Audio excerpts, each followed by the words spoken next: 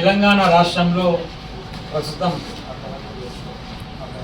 ప్రజా పరిపాలన కాదు, ప్రజా వ్యతిరేక పరిపాలన, అరాచక పరిపాలన జరుగుతున్నటువంటి సందర్భం. టీఆర్ఎస్ పార్టీగా తుంగతుర్తి నియోజకవర్గ ఇన్ఛార్జిగా ముందుగా దీన్ని తీవ్రంగా ఖండిస్తూ ఉన్నా. ఎందుకంటే ఏదైతే అబద్ధపు హామీలతోని ప్రజలను మభ్యపెట్టి మోసం చేసి అధికారంలోకి వచ్చినటువంటి కాంగ్రెస్ పార్టీ వాటి అమలు కోసం చేయాల్సినటువంటి కనీస ప్రయత్నం చేయకపోగా పాత పంచాయతీలనే పదే పదే తెగవీరికి తీసుకొచ్చి వాటినే ప్రస్తావించి ఇంకా పాత ప్రభుత్వం మీద, కేసీఆర్ గారి మీదనే అబద్ధ ప్రచారాలు చేసుకుంటూ పబ్బం గడపాలనేటువంటి ప్రయత్నం చేస్తుంది. ఇది నిజంగా కూడా శోచనీయమైనటువంటి చర్య. ఎందుకంటే ఇప్పుడు మనం చూస్తున్నాం 2023 ఎన్నికలు అయ్యేంత వరకు కేసీఆర్ గారి ప్రభుత్వం, బీఆర్ఎస్ పార్టీ ప్రభుత్వం 24 గంటల కరెంట్ ఎత్తయ్యగలిగింది. ఇప్పుడున్నటువంటి కాంగ్రెస్ పార్టీ ఈ అబద్ధాల రేవంత్ రెడ్డి ప్రభుత్వం ఎందుకు ఇవ్వలేకపోతున్నది మాత్రమే చిన్న అంశం గుర్తుపెట్టుకోవాలి. అప్పుడు ఎందుకు సాధ్యమైంది, ఇప్పుడు ఎందుకు సాధ్యం కాదు? కరెంటుకు సంబంధించి తయారీ కేంద్రాల నుంచి గతం కంటే ఇంకా 1600 మెగావాట్ల విద్యుత్ ఇంకా యాడ్ అయింది. కొత్త ఓపెనింగ్ యాదాద్రిలో కూడా ఒక 800 వరకు స్టార్ట్ అయ్యడానికి రెడీగా ఉన్నది. బాగా నుంచి చెక్ చేస్తున్నారు ప్రయాణాలు. గతం కంటే వసతులు పెరిగిన తర్వాత, కరెంటు తయారీ పెరిగిన తర్వాత 24 గంటలు ఇవ్వగలిగే అవకాశం ఉండి ఇవ్వకపోవడానికి కారణం ఏంటంటే ప్రజల మీద ఉన్నటువంటి వ్యతిరేకత, కుట్ర ప్రజల మీద. కాళేశ్వరం నీళ్ళు ఇవ్వడానికి ఇప్పుడు అవకాశం ఉన్నది, కాలం కావట్లేదు. ఈ దరిద్రులు రాజ్యం మీదకి ఎక్కిన తర్వాత రేవంత్ రెడ్డి లాంటి వాళ్ళు కాలం కూడా కలిసి రావట్లేదు. కనీసం మరి కాళేశ్వరం నీళ్లు పోతున్నాయి, ఇంట్లో బాగానే ఉన్నది, చిన్న కాపర్ డ్యామ్ అడ్డ వేసి లిఫ్ట్ చేయొచ్చని చెప్పేసి అక్కడ ఉన్నటువంటి సిఈలు, ఈఎన్సీలు గవర్నమెంట్కి ప్రతిపాదనలు పంపినా వద్దు లేవా లిఫ్ట్ చేయాల్సిన అవసరం లేదని చెప్పి అక్కడ పడేస్తుంది. ఎందుకంటే కాళేశ్వరం లిఫ్ట్ చేసి మళ్ళీ ఇప్పుడు ఉన్నటువంటి కరీంనగర్ కానీ, వరంగల్ కానీ, ఈవెన్ తుంగతుర్తి, సూర్యాపేట వరకు కూడా నీళ్ళు ఇస్తే మన రైతులు బాగుపడతారు.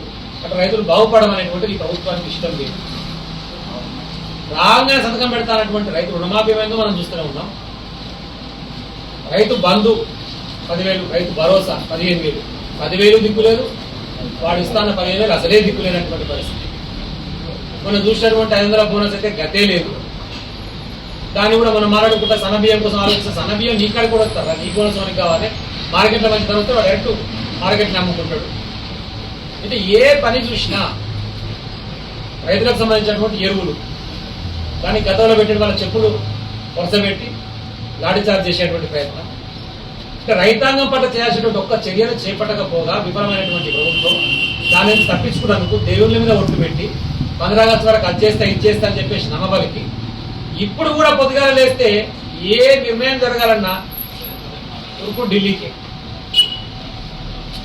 17 సార్లు పోయాడు ఢిల్లీకి. ఇప్పుడు ఆయన కాన్స్టిట్యున్సీకి 7 సార్లు పోలేదు రేవంత్ రెడ్డి, ఆయన నియోజకవర్గానికి 7 సార్లు పోలేదు ఇప్పటికి. కానీ ఢిల్లీ మాత్రం 17 సార్లు పోయింది. ఒత్తుకొని చెప్పారు గతంలో కేసీఆర్ గారు, ఢిల్లీలో ఉన్నటువంటి నాయకత్వానికి గులాంగిరి చేయాల్సి వస్తుంది, అడ్మినిస్ట్రేషన్ నడవదు, ప్రజల పట్ల అవగాహన ఉండదు, పథకాల పట్ల అవగాహన ఉండదు, ఇవి సాధ్యం కావు, సజావుగా సాగుతున్నటువంటి ప్రభుత్వాన్ని నిలకడగా నిలబెడితే ప్రజలకు మీకు బాగుంటుందని చెప్తే ఆ రోజు అర్థం కాలేదు. ఈరోజు చెప్పినటువంటి ఏ ఒక్క గ్యారెంటీ అమలు చేసేటువంటి పరిస్థితి లేదు, దాని గురించి సమీక్ష లేదు, దాని గురించి మాట్లాడలేదు. మొన్న ఎంపీ ఎన్నికలు అయిపోయినాయి, 1000 కోట్ల శిస్తు కట్టిండు కేంద్రంలో అలా పార్టీకి. మళ్ళీ ఇప్పుడు 3 రాష్ట్రాల ఎన్నికలు వస్తున్నాయి, మళ్ళీ దానికి ఏమిస్తావు పంపి అని చెప్పేసి మళ్ళీ స్టార్ట్ చేసారు.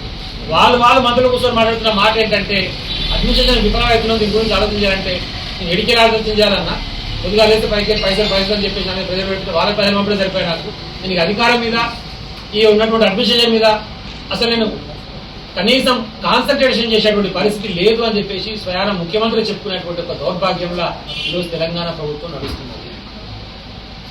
ఇప్పటివరకు తుంగతుర్తి కొత్తగా వచ్చినేం లేదు. 10 సంవత్సరాల కాలం మీ అందరి ఆశీర్వాదంతో ఆ రోజు కేసీఆర్ గారితో తీసుకొచ్చినటువంటి ఏవైతే డెవలప్మెంటల్ యాక్టివిటీస్ ఉన్నాయో అవి మాత్రమే ఇప్పుడు వచ్చినటువంటి కొత్త ఎమ్మెల్యే కొబ్బరికాయలు కూడా తిరుగుతుంది తప్ప ఒక్కటి అంటే ఒక్కటి కొత్త శాంక్షన్ తీసుకొచ్చిన దాఖలాలు లేవు. ఒక్కటి సింగిల్ కావాలంటే జీవో కాపీ మీరే తీరి, మీకు అన్ని తెలుసు. అవి ఎన్నికల ముందు వచ్చిన జీవోలా లేకపోతే కొత్త తర్వాత ఏం జీవో తెచ్చినటువంటి మీరు మాటలు తెలుస్తుంది. కొట్లాటలను ప్రోత్సహించి మళ్ళీ గొడవలు పెట్టించి పోలీసు వాళ్ళని ఏదో ఉపయోగించుకొని ఇష్టం వచ్చినట్టు అక్రమ కేసులు పెడతామంటే అవన్నీ నడవవు. నేను కూడా పోలీసు వాళ్ళకు విజ్ఞప్తి చేస్తున్నా, అదే సమయంలో హెచ్చరించి చెప్తా ఉన్నా. నా ఇష్టం వచ్చినట్టు చేస్తామంటే చూస్తూ ఊరుకోవడానికి సిద్ధంగా ఎవరు లేము. 10 సంవత్సరాలు మీకంటే ఎక్కువ పరిపాలించాం, మేము పోలీసులు మీకంటే ఎక్కువ చూసినాం. కానీ ఎలాంటి కొట్లాటలు పంచాయతీలు లేకుండా ఒక శాంతియుత వాతావరణంలో ఈ తుంగతుర్తి నియోజకవర్గాన్ని ముందుకు తీసుకెళ్ళాం. కానీ మళ్ళీ ఇప్పుడు ఫ్యాక్షన్ ప్రోత్సహించే విధంగా, కొట్లాటలు పెట్టే విధంగా, అక్రమ కేసులు పెట్టే విధంగా ప్రోత్సహిస్తే లీగల్ బ్యాటిల్కి సిద్ధం, వ్యక్తిగత బ్యాటిల్కి సిద్ధం, పోలీస్ వాళ్ళ మీద కూడా చర్యలు తీసుకునేంత వరకు పోరాటం చేస్తాం.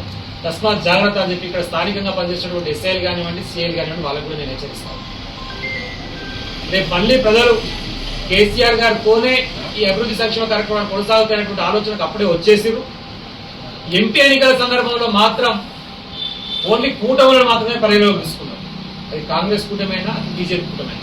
ఈ 2 కూటములతో పోయే పరిస్థితి మనకు లేకపోవడం చేత మనం కొంచెం నిరాశజనకంగా అక్కడ ఫలితాలు కనిపించినప్పటికీ మళ్ళీ శాసనసభ ఎన్నికలు వస్తే రాష్ట్రాన్ని కాపాడేటువంటి ఒక శ్రీరామ రక్షలాగా కేసీఆర్ గారు, బీఆర్ఎస్ పార్టీ ఉండనటువంటి నమ్మకం ఆల్రెడీ ప్రజలలో వస్తుంది. కాబట్టి రేపు జరిగేటువంటి ప్రజా పోరాటాలు ప్రజలకు మద్దతుగా వీళ్ళ యొక్క హామీల అమలుకు ప్రజల మీద వ్యతిరేక చర్యలు చేపడితే అది ఏదైనా సరే, ఇప్పుడు మనం నీట్ పెట్టిరు, దాని మీద పోరాటం చేసినాం, అది బీజేపీ ప్రభుత్వమైన. ఉద్యోగాలు ఇస్తామని చెప్పిన 1 లక్ష ఉద్యోగాలు 7 నెలలు అయిపోయింది, పోరాటం నోటిఫికేషన్ లేదు, ఒక్క ఉద్యోగం మీద నోటిఫికేషన్. మొన్న పంపించినటువంటి 30,000 ఉద్యోగాలు అవి మన గవర్నమెంట్ లో మొత్తం కంప్లీట్ చేసిపోతే ఆయన కాగితాలు వచ్చి మరి ఆయన ఇస్తా అన్న 1 లక్ష ఉద్యోగాలు ఎక్కడ పోయినాయి. దాని గురించి పిల్లలు మొత్తం కూడా నిరుద్యోగులు తెర మీదకి వచ్చేసి పంచాయతీ చేస్తారు. దానికి మద్దతుగా నిలబడతాం, వాళ్ళ కోసం కొట్లాడతాం.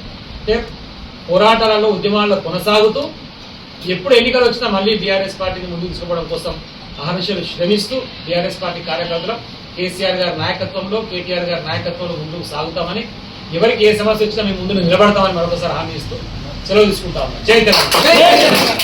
అసలైన తొలి వెలుగు. ఫాలో వాట్సాప్ @తొలి వెలుగు official.